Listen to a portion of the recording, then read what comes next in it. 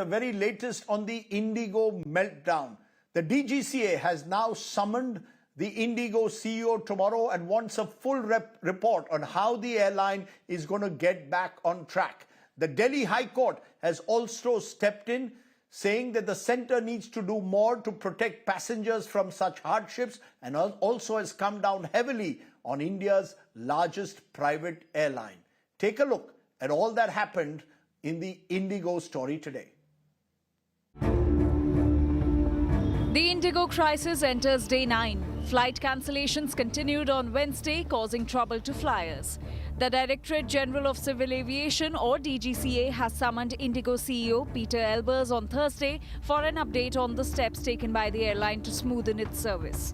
The summons come a day after the centre announced 10% cut in IndiGo's winter schedule.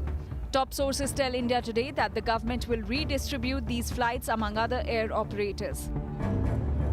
But other Indian air carriers may struggle to fill the IndiGo void. Sources say the flight cuts are more than the total flights of Akasa and SpiceJet combined. Air India has added 12 flights, while SpiceJet has added 100 to meet the demand.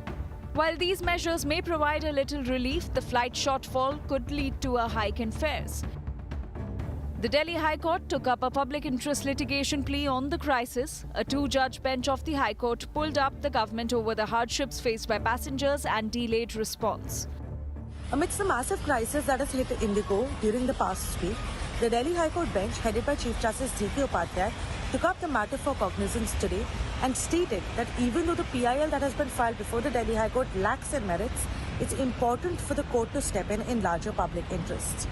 The central government as well as the DGCA were pulled up by the Delhi High Court, where questions were raised as to why the crisis was allowed to happen in the first place and why the government and the DGCA had failed to act against IndiGo and other airlines when they had not met their civil aviation requirements as per the 2024 guidelines.